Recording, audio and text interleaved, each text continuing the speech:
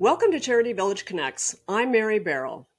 Over the past 5 years, the historic role of philanthropy in upholding colonial structures and injustices has raised important questions about how philanthropic organizations can evolve to continue to be a force of good for the future. With the recent changes to the disbursement quota and the regulations around funding non-qualified donees, the rise in community-centered fundraising, and the revelations around the chronic lack of funding to Indigenous, Black, and women's organizations and causes, it's clear that philanthropy, as we've known it, may be ready for a shakeup. Joining us to discuss these important issues is Dr. Bruce Lourie, president of the Ivy Foundation. Dr. Lourie is one of Canada's most influential leaders and experts on climate change and the transition to a net zero economy. He's been instrumental in creating more than a dozen organizations that play a critical role in Canada's transition to a net zero economy, including Canadian Climate Institute, the Institute for Sustainable Finance, Farmers for Climate Solutions, Efficiency Canada, and the Transition Accelerator. His focus at Ivy Foundation is the Economy and Environment Program, which provides funding to these net zero focused organizations, among others.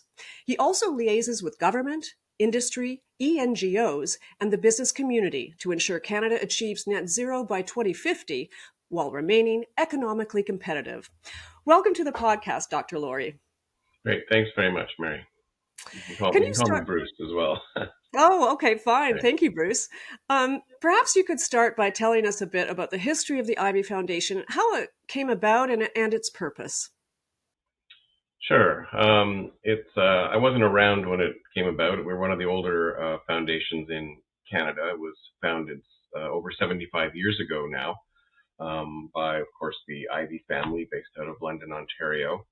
And I think with a lot of foundations then, the focus was, much more traditional philanthropy and much more local in the Southwest Ontario and London community. So, of course, most people will be familiar with the Ivy Business School at Western University. And if you're in London, you'll see the Ivy name on a number of health facilities. And then over the years, and I think the Ivy family and the Ivy board is very proud of the idea of a foundation evolving with the times. And so over the years, the foundation evolved to take on some very specific programming. In fact, one of the first foundations in the country to focus on environmental issues, making grants back in the late 1960s. In fact, around nature conservation, a big nature focus for many, many years.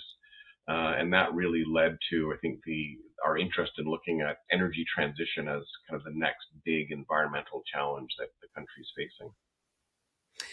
Well, we've heard recently a lot among advocates within the nonprofit sector and it was around the discussions around changing the disbursement quota, that, at a time during a global pandemic and, our climate crises, that somehow that the traditional structures of foundations maybe were out of date, and that there was immediate problems that had to be addressed by all of the not-for-profit sector, and including the foundations, to release more funding to those causes that they support.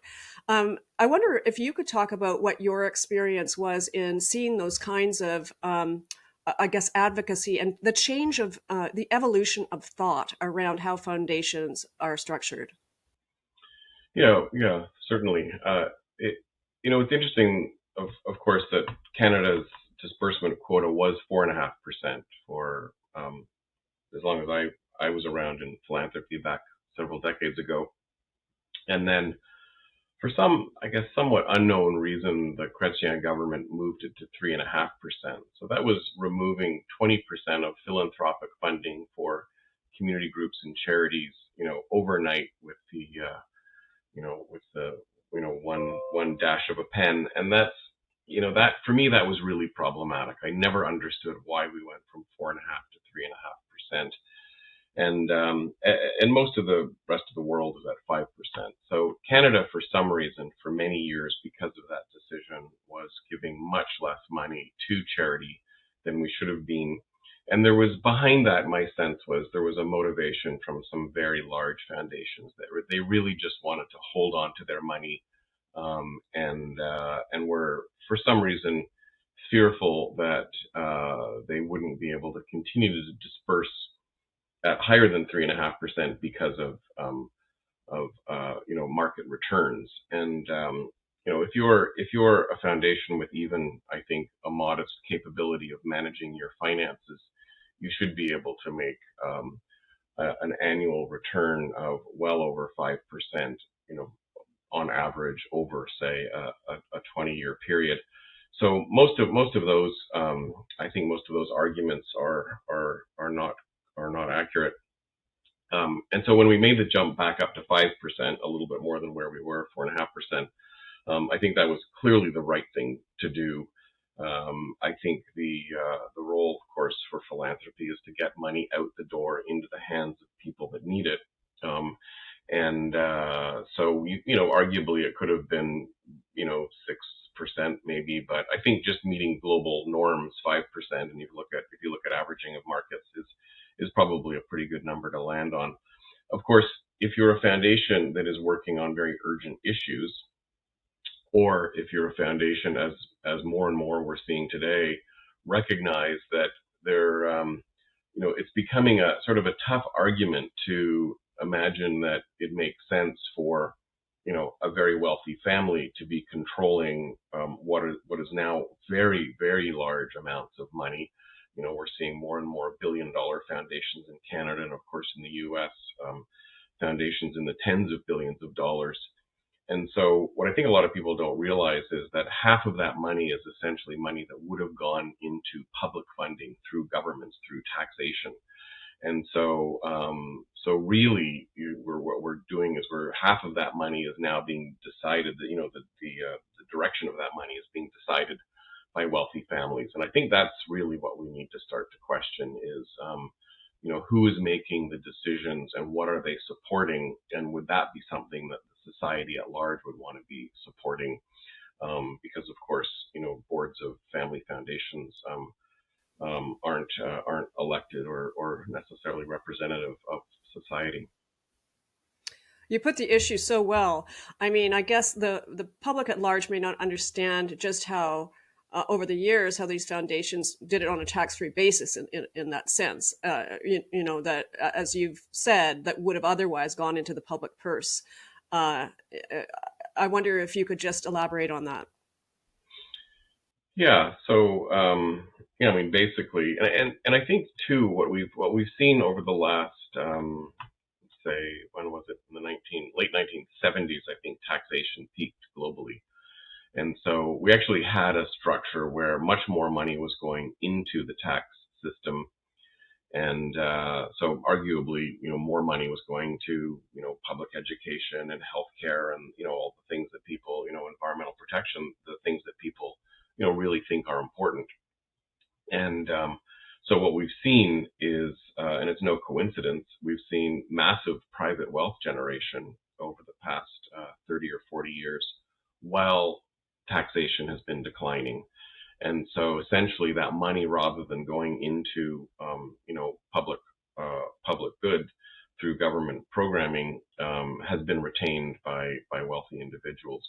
And I think we're starting to see more and more, and, it's been in the last number of years, some, particularly out of the United States, a lot of writing and some significant books that have been written, critiquing this massive wealth generation. And then the idea that the people that are spending that money through their charities are doing things that they might think are important, but that perhaps the broader society wouldn't think is important.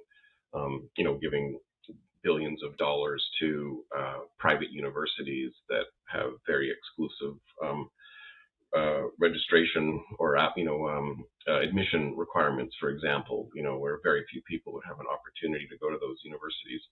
So I think this is really coming to a head, and it is, and I'm not sure people are making the connection between the reduction in taxation, the challenges that we're seeing now in terms of healthcare, things like opioid crises, things like affordable housing, environmental issues that we're facing, of course, climate change being the big one, and the inability of governments to actually have the resources to support those things. And the worst thing possible for me and which I do see, is for someone to sort of look at the American model, which is we won't pay much in tax and we won't expect the government to do much. We'll expect all of that to be private. So private universities, private healthcare, parents sending their kids to private kindergartens. It's just become, I think, really problematic. And I think for Canada, we need to make sure that we don't start looking like that model. And I worry that we're getting more like that.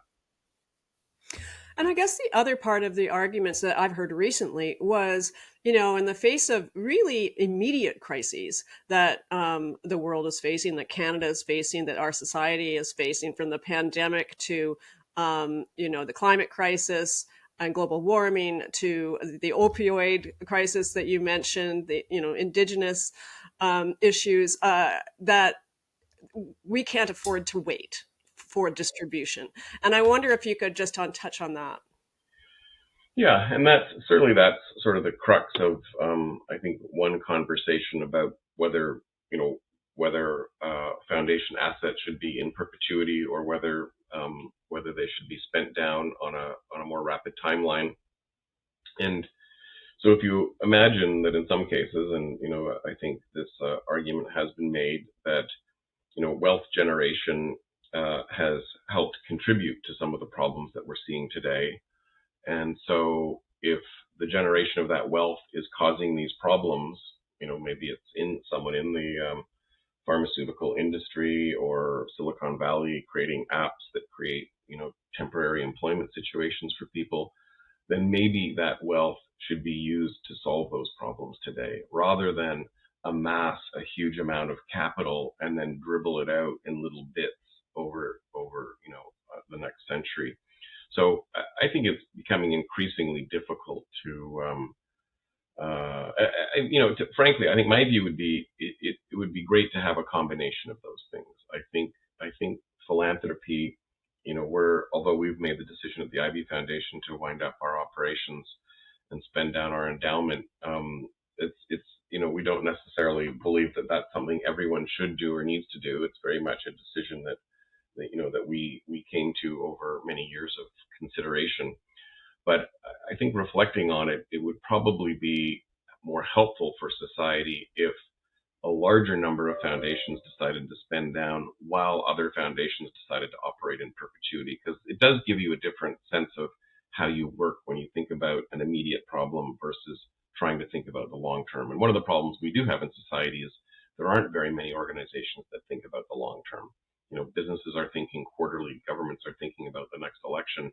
Most people are just thinking about, how to get my kids to school, or, my parents into an old folks home, the things that we're all dealing with on a daily basis. So having organizations that have the ability to think over the long term and do the kind of research that's necessary, that philanthropy actually does a very good job of, I think continues to be important. Well, you've raised the decision that I wanted to explore with you. In November 2022, the foundation made a very big announcement that it will be winding up operations by the end of 2027, distributing its entire $100 million endowment within 5 years. So this is a momentous decision by the IB Foundation with wide-ranging impacts. When and how did the conversations about this begin? Yeah, so the family had been putting a lot of thought into this, frankly, for many years, really trying to figure out what's the future of the foundation, where do they see the issues going, where do they see themselves going, where do they see the kind of even more generally the issue that I mentioned, the role of in perpetuity or not. So it was a very long, very well considered conversation that really went on for many years at the foundation. And as you said, it is for the foundation, it is like literally an existential question and a very momentous decision, especially a foundation that had been around for as long as the Ivy Foundation. And so why was it important to do this at this point in time, distributing everything now and not holding any future reserve as so many other foundations have done and the Ivy Foundation had done for decades? Yeah, it's a combination of things, and in some ways it's hard to put your finger exactly on what what were many factors, but fundamentally it felt like the right thing to do, and the timing now felt right, I think, for all of us on the board and for the family, and certainly it's partly related to the philosophical consideration of whether foundations should exist in perpetuity. I think it's partly related to the stage that the family was at in terms of this has been very much a project of the four siblings once they took it over from their parents. And I think in part they're at the point where they're sort of at the end of their careers, and then of course the issue that we've been working on for the last 10 years, which is focusing on energy transition, which is really the solution to climate change, it couldn't be more pressing.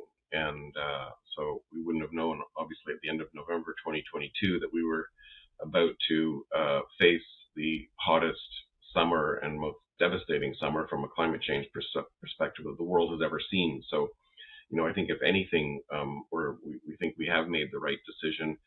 And, I think the other, as we've said in our announcement, our funding is still a drop in the bucket. But if you, work as we believe we have quite effectively to advance, the support of NGOs working on climate change, to advance research on climate change, to help establish these new institutions that are advancing energy transition and our understanding of how Canada functions really in the energy system globally, and how we can basically make our energy system and our society more more efficient and deal with climate change. I mean, you can make a difference. Even our rather what we see as rather modest $100 million. I think it can make a difference over the next 5 years, because really these are the next years that we have to make some very, very big decisions, and we really have to get ourselves on a trajectory to reduce emissions and build out the new economy so that we have jobs for the future, and we're supporting the ability of Indigenous communities, for example, to be part of that energy transition. So it certainly feels like it was it was a big decision, but for me it feels absolutely it was the right decision. Right. I mean, it seems to be now or never, in the sense of the kinds of I guess missions that you were focusing on, the causes that you were focusing on, the problems that you were trying to solve, that you had to step up now is also certainly an influence in your decision. Yeah, exactly. That's exactly right. And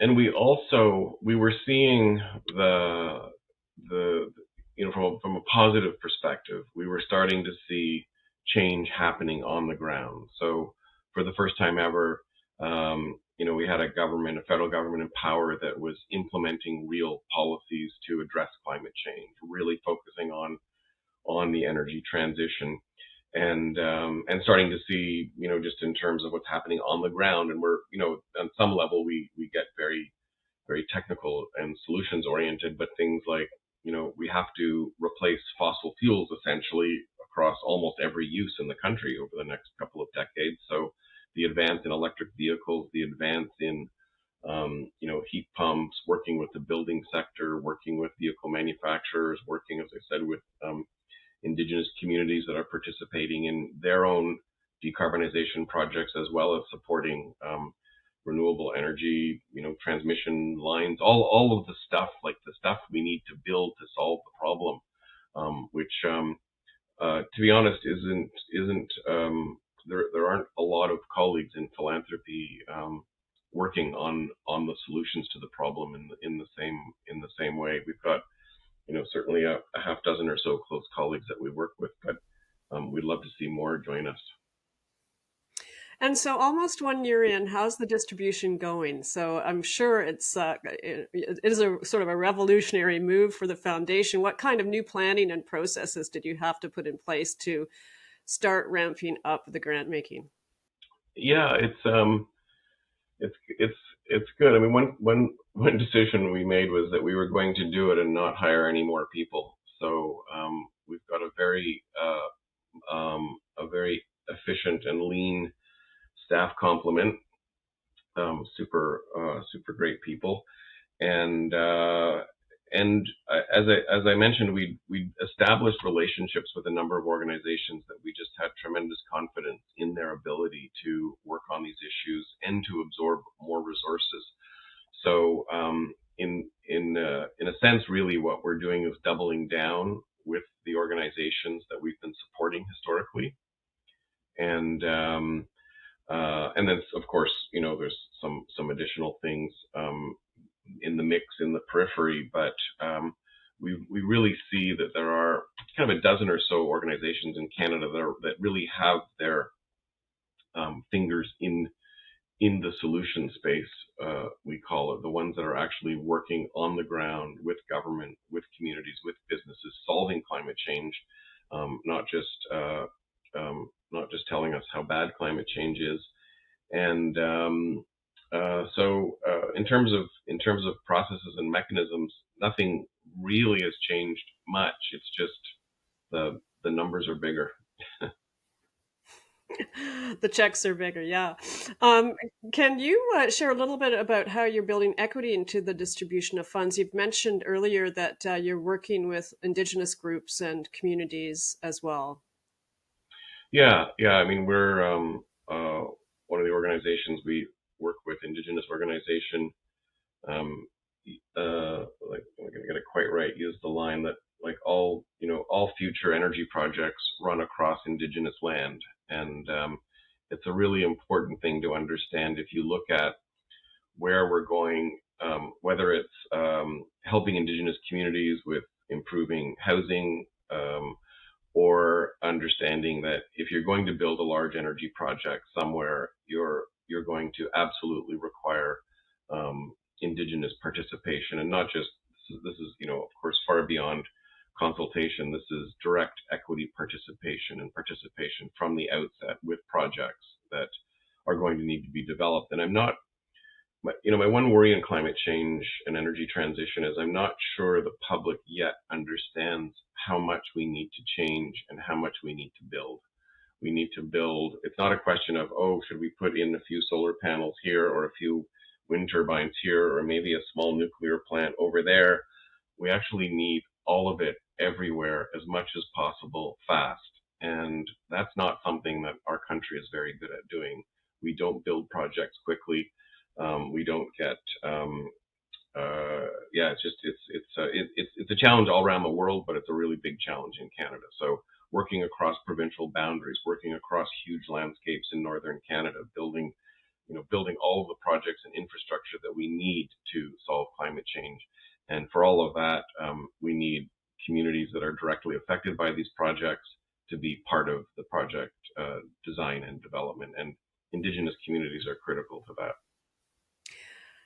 Well, with all of the discussion around a need to evolve philanthropy and philanthropic organizations and how they function, do you think the Ivy Foundation's transformation and the approach in terms of just making this rather momentous decision for the foundation, do you think it will impact other foundations to follow suit or to perhaps increase the amount that they're giving, if it's particularly for issues that are addressing immediate crises? Do you think it would be a positive step to see more foundations taking these kinds of steps? Yeah, I do think so. I mean, we're already getting calls from people and having conversations with other foundations in Canada. None that have sort of called up and said, wow, yeah, we're going to spend down too. But certainly there is a conversation, I think, around, and we're starting to see some evidence of foundations taking money out of their endowments and either moving those to other, I know in the case of, helping build Indigenous-led endowments, so foundations taking capital out of their endowments to do that, and other foundations that are, or not, and not just foundations and wealthy individuals that are deciding not to create foundations, but just want to spend their money while they're still alive and have the maximum impact. So I think, it's probably not going to change the overall landscape of philanthropy in Canada too much, but I think there will be a number of people that will. Not only do I think, I know that there are foundations in Canada that I've talked to that have been, I think, inspired and motivated somewhat by our decision. And I guess looking at the crystal ball and into the future, what would you like to see the foundation sector, the philanthropic sector, look like in 10 years? You mentioned earlier, a kind of a mix of how foundations approached the way that they build capital versus dispersing their funds. Yeah, that's I think an important question. It would be, it would be nice to think that there would be more foundations that are, and probably the best time to make the decision, or maybe not the best time, but a good time to make the decision would be when a new foundation is being established. And we're certainly seeing that even with the Gates Foundation, right, which was set up with a sunset clause. And I think we're starting to see that in other foundations. There's a large Canadian foundation we work closely with called Walton's Trust that is actually spending down more money than the Ivy Foundation over a 10-year period. So it's certainly not unprecedented, and I think the conversation is much more live today than it was, a decade ago. And so I can only imagine that it'll continue to evolve, and we'll probably be seeing more foundations that decide to spend down, and new foundations created with sunset periods. And I think that'll be a positive thing for philanthropy. And I'm also hoping generally in philanthropy that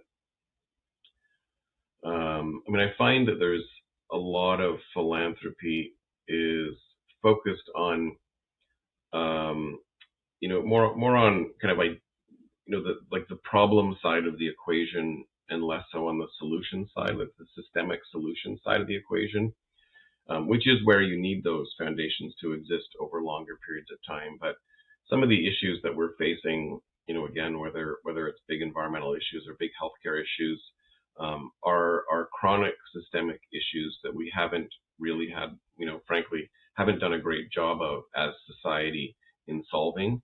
And I think if there was more philanthropic money that was really looking at big system change, policy change, understanding the drivers that are causing systemic problems, that would be a great move for philanthropy. So it sounds like you believe that philanthropy as a whole needs to be reimagined. That's a good thing. Yes, yeah. No, I think it would be a very healthy thing, and I think I'm at the generation where maybe I can start to say this. I think it's a healthy thing to see some of the younger family members joining foundation boards that may be a little less formal, a little less I don't know what the right word is, maybe a little feistier in terms of their desire to see things get done, to see action, to be politically active, to be more active in the policy space.